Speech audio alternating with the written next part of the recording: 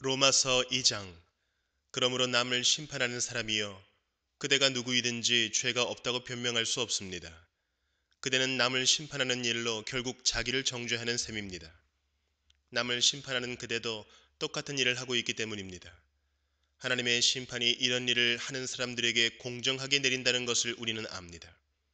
이런 일을 하는 사람들을 심판하면서 스스로 그런 일을 하는 사람이요, 그대는 하나님의 심판을 피할 수 있을 줄로 생각합니까? 아니면 하나님께서 인자하심을 베푸셔서 그대를 인도하여 회개하게 하신다는 것을 알지 못하고 오히려 하나님의 풍성하신 인자하심과 너그러우심과 오래 참으심을 업신여기는 것입니까? 그대는 완고하여 회개할 마음이 없으니 하나님의 공정한 심판이 나타날 진노의 날에 자기가 받을 진노를 스스로 쌓아 올리고 있는 것입니다. 하나님께서는 각 사람에게 그가 한 대로 갚아주실 것입니다. 참으면서 선한 일을 하여 영광과 존귀와 불멸의 것을 구하는 사람에게는 영원한 생명을 주시고, 이기심에 사로잡혀서 진리를 거스르고 불의를 따르는 사람에게는 진노와 분노를 쏟으실 것입니다. 악한 일을 하는 모든 사람에게는 먼저 유대 사람을 비롯하여 그리스 사람에게 이르기까지 환난과 고통을 주실 것이요, 선한 일을 하는 모든 사람에게는 먼저 유대 사람을 비롯하여 그리스 사람에게 이르기까지 영광과 존귀와 평강을 내리실 것입니다. 하나님께서는 사람을 차별함이 없이 대하시기 때문입니다. 율법을 모르고 범죄한 사람은 율법과 상관없이 망할 것이요, 율법을 알고 범죄한 사람은 율법을 따라 심판을 받을 것입니다. 하나님 앞에서는 율법을 듣는 사람이 의로운 사람이 아닙니다. 오직 율법을 실천하는 사람이라야 의롭게 될 것이기 때문입니다.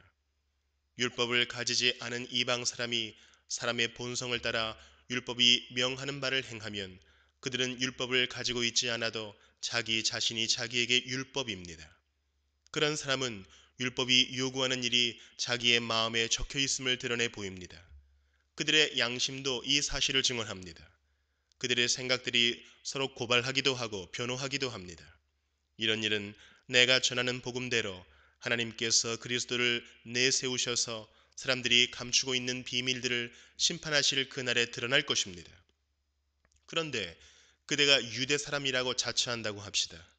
그래서 그대는 율법을 의지하며 하나님을 자랑하며 율법의 가르침을 받아서 하나님의 뜻을 알고 가장 선한 일을 분간할 줄 알며 눈먼 사람의 길잡이요 어둠 속에 있는 사람의 빛이라고 생각하며 지식과 진리가 율법의 구체화된 모습으로 들어있다고 하면서 스스로 어리석은 사람의 스승이요 어린 아이의 교사로 확신한다고 합시다.